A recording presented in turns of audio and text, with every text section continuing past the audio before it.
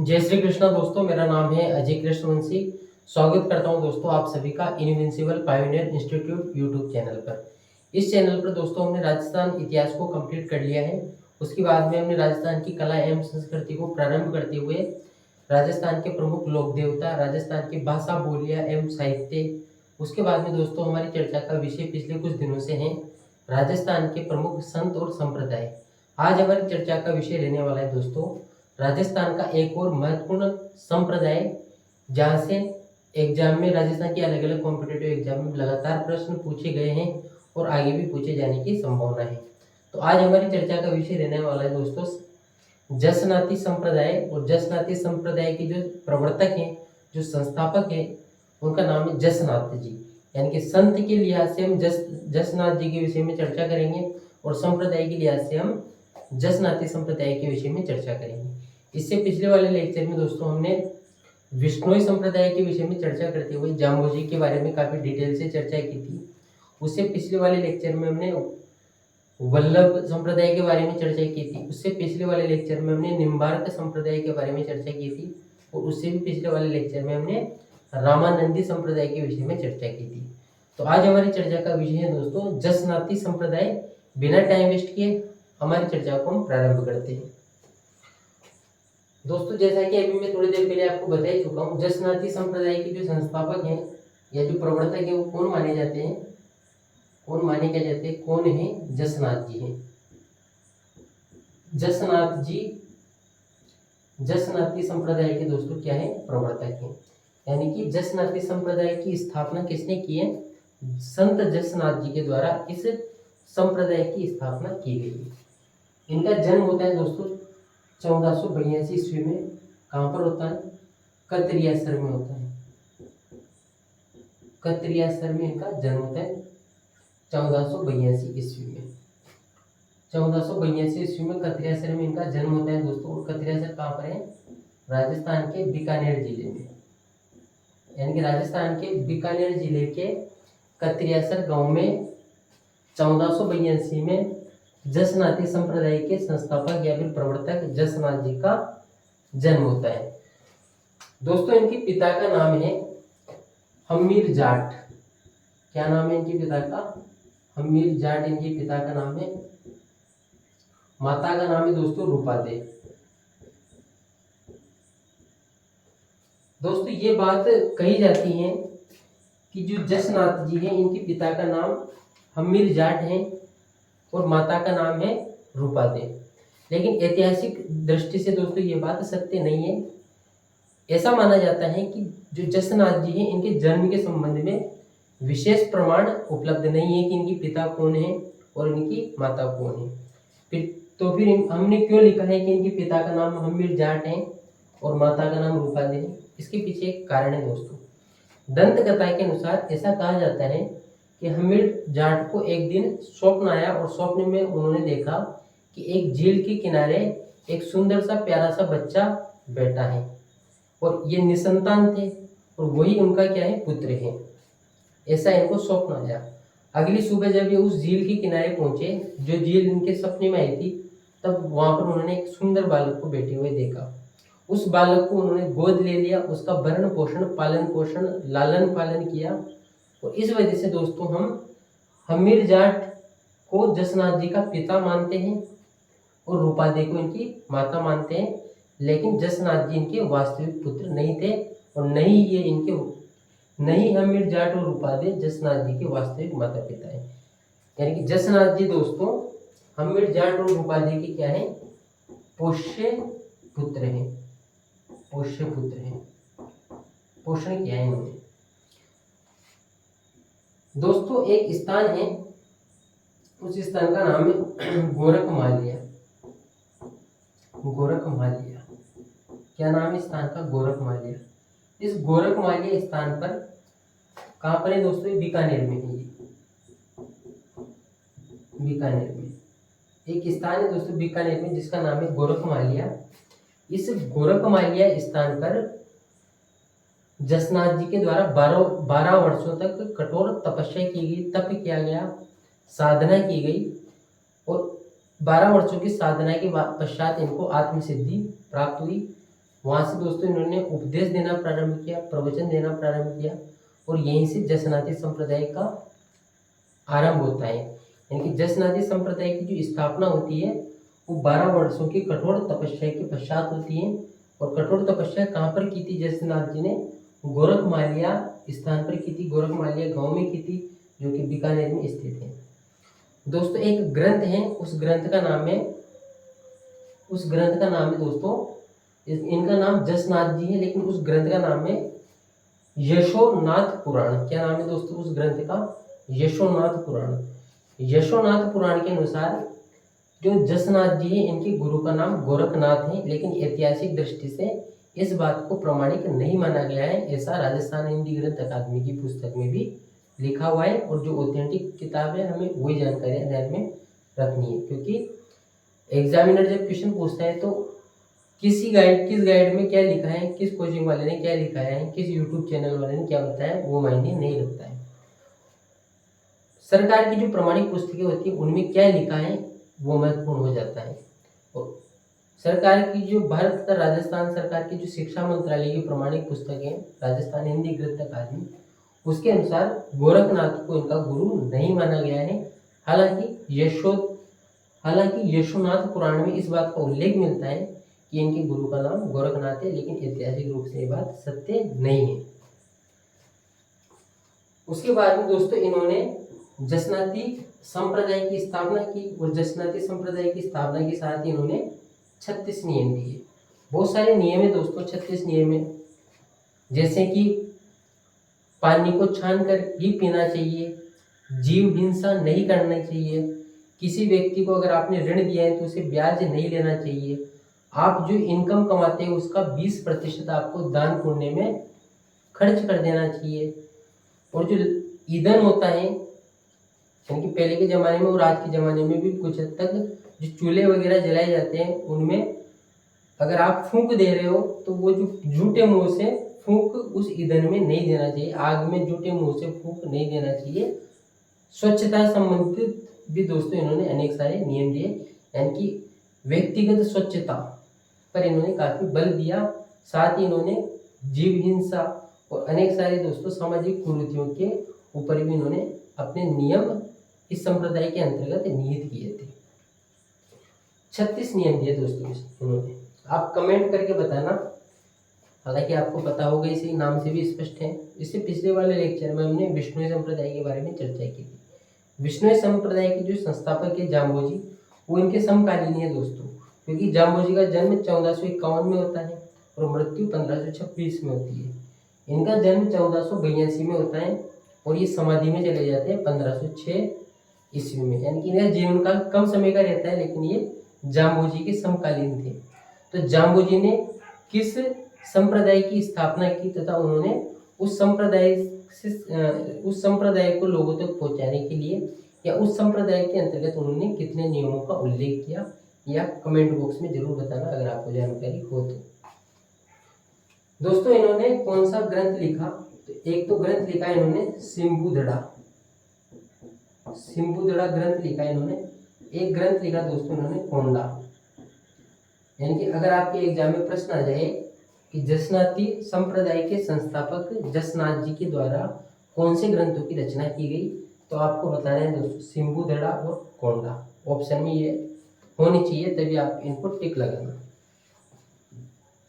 दोस्तों जो जसनाती संप्रदाय के अनुयायी हैं, जो फॉलोवर हैं जसनाती संप्रदाय के, वो गंगा स्नान को पवित्र मानते हैं।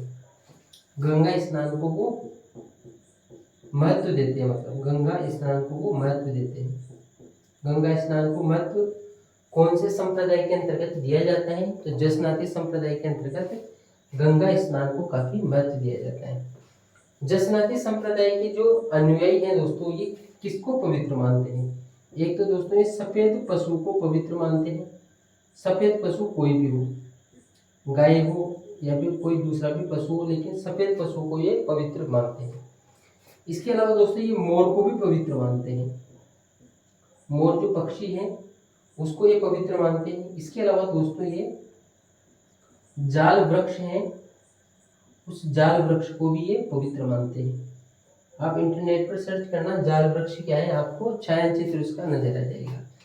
हम कह सकते हैं दोस्तों कि जसनाती संप्रदाय के जो अनुयायी हैं वो सफेद पशु को, मोर को तथा जाल वृक्ष को पवित्र मानते हैं। मेरे ख्याल से आपको कैमरे में ये जो नीचे शब्द लिखा है ये नहीं दिख रहा होगा, लेकिन फिर भी मैं बता देता हूँ ये क्या लिखा हुआ है। ये लिखा हुआ है दोस्तों डोरा, यानी कि जो जसनाती संप्रदाय के अनुयायी हैं वो काले रंग का डोरा पहनते हैं, यानी कि काले रंग का जो धागा होता है उसको डोरी बनाकर वो अपने गले में लगाते हैं। ऐसी मान्यता है जसनाती संप्रदाय के रिगार्डिंग। यानी कि डोरा कौन से रंग का पहनते हैं, ये काले रंग का डोरा पहनते हैं दोस्तों। काले रंग का डोरा या फिर काले रंग की जो डोरी होती है वो धारण करते हैं। दोस्तों जसनाती संप्रदाय की प्रमुख पीठ कौन सी है? आप में से बहुत सारे बच्चों को जानकारी होगी जो कि पिछले कुछ समय से राजस्थान की प्रतियोगी परीक्षाओं की तैयारी कर रहे हैं, लेकिन जो नए बच्चे हैं उनको ये जानकारी पहली बार मिल रही है, जाहिर सी बात है। प्रमुख पीठ है दोस्तों कत्रियासर। कत्रियासर जसनाती संप्रदाय की प्रमुख पीठ है दोस्तों कत्रियासर।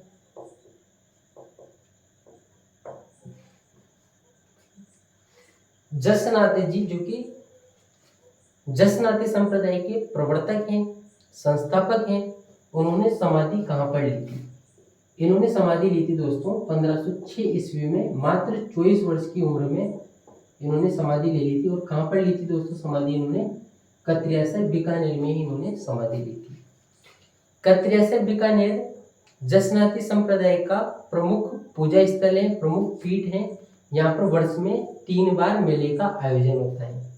एक बार होता है दोस्तों माघ शुक्ल सप्तमी को, एक होता है आश्विन शुक्ल सप्तमी को, और एक होता है दोस्तों कार्तिक, एक होता है दोस्तों चैत्र शुक्ल सप्तमी को। यानी कि आश्विन शुक्ल सप्तमी, माघ शुक्ल सप्तमी और चैत्र शुक्ल सप्तमी, यानी कि वर्ष में 3 बार मेले का आयोजन होता है। कहाँ पर होता है?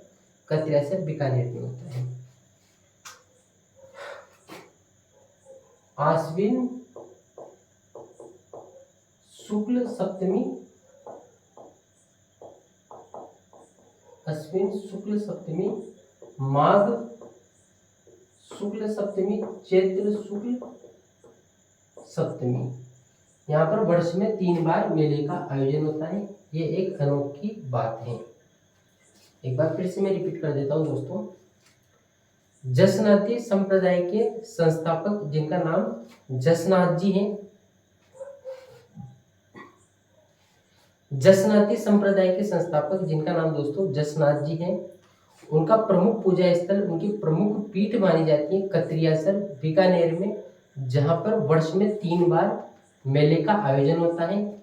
एक होता है दोस्तों आश्विन शुक्ल सप्तमी को, दूसरी बार होता है दोस्तों माघ शुक्ल सप्तमी को, और तीसरी बार होता है दोस्तों चैत्र शुक्ल सप्तमी को।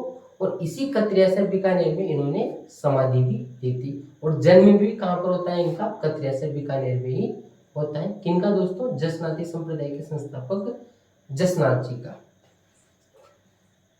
जसनाती संप्रदाय के जो लोग होते हैं वो कौन सा नृत्य करते हैं? तो अग्नि नृत्य करते हैं। अग्नि नृत्य करते हैं दोस्तों। जब हम राजस्थान के लोक नृत्यों का जिक्र करेंगे तब वहां पर एक बार फिर से इसको हम चर्चा का विषय बनाएंगे कि अग्नि नृत्य क्या है, लेकिन फिर भी मैं आपको एक बेसिक जानकारी यहीं पर दे देता हूँ। जसनाती संप्रदाय के पुरुष, महिलाएं नहीं, जसनाती संप्रदाय के पुरुष धधकते अंगारों पर सिद्ध कस्तम जी कहते हुए तथा फतेह फतेह कहते हुए एक नृत्य करते हैं। उस नृत्य को अग्नि नृत्य कहा जाता है। और अग्नि नृत्य का संबंध राजस्थान के जसनाती संप्रदाय से है। ये क्वेश्चन दोस्तों राजस्थान के बहुत सारे कॉम्पिटिटिव एग्जाम में पूछा गया है। थोड़ा घिसा पिटा प्रश्न जरूर हो चुका है, लेकिन फिर भी महत्वपूर्ण है। अग्नि नृत्य जसनाती संप्रदाय से संबंधित है। धधकते हुए अंगारों पर सिद्ध कस्तम जी कहते हुए तथा फतेह फतेह कहते हुए जसनाती संप्रदाय के पुरुषों के द्वारा ये नृत्य किया जाता है। इस नृत्य के दौरान हल चलाना, मदिरा फोड़ना जैसी बहुत सारी क्रियाएं अपने को देखने को मिल जाती हैं। अगर दोस्तों आपको अग्नि नृत्य देखना है तो आपको कतरियासर बीकानेर जाने की जरूरत नहीं है। आप यूट्यूब पर सर्च करना एक बार, बस अग्नि नृत्य कतरियासर बीकानेर कर लेना, इतना सर्च कर लेना, आपको बहुत सारी वीडियो मिल जाएंगी। आप देखना दोस्तों, बहुत ही गजब का अग्नि नृत्य वहाँ पर देखने को मिलता है, बहुत ही अद्भुत लेवल का है वो। इस अग्नि नृत्य को बीकानेर के जो शासक थे, बहुत ही प्रतापी शासक थे, यशस्वी शासक थे, जिन्होंने दोस्तों गंग नहर का निर्माण करवाया था, जिसे वर्तमान में हम इंदिरा गांधी नहर के नाम से जानते हैं। उसी शासक की बात कर रहे हैं हम दोस्तों, गंगा सिंह जी, यानी कि बीकानेर के जो शासक थे गंगा सिंह जी के द्वारा अग्नि नृत्य को संरक्षण प्रदान किया गया था। बीकानेर के शासक महाराजा गंगा सिंह के द्वारा अग्नि नृत्य को दोस्तों संरक्षण प्रदान किया गया था। क्या प्रदान किया गया था? संरक्षण प्रदान किया गया था। दोस्तों जसनाती संप्रदाय की अन्य पीठें कहाँ पर हैं और कौन से स्थान पर जसनाती संप्रदाय के हमें मंदिर देखने को मिल जाएंगे, तो उनका जिक्र हम करना चाहेंगे। एक स्थान है दोस्तों पांचला, और ये कहाँ पर है? नागौर में है, यानी कि नागौर के पांचला में एक पीठ है इसकी, जसनाती संप्रदाय की। इसके अलावा दोस्तों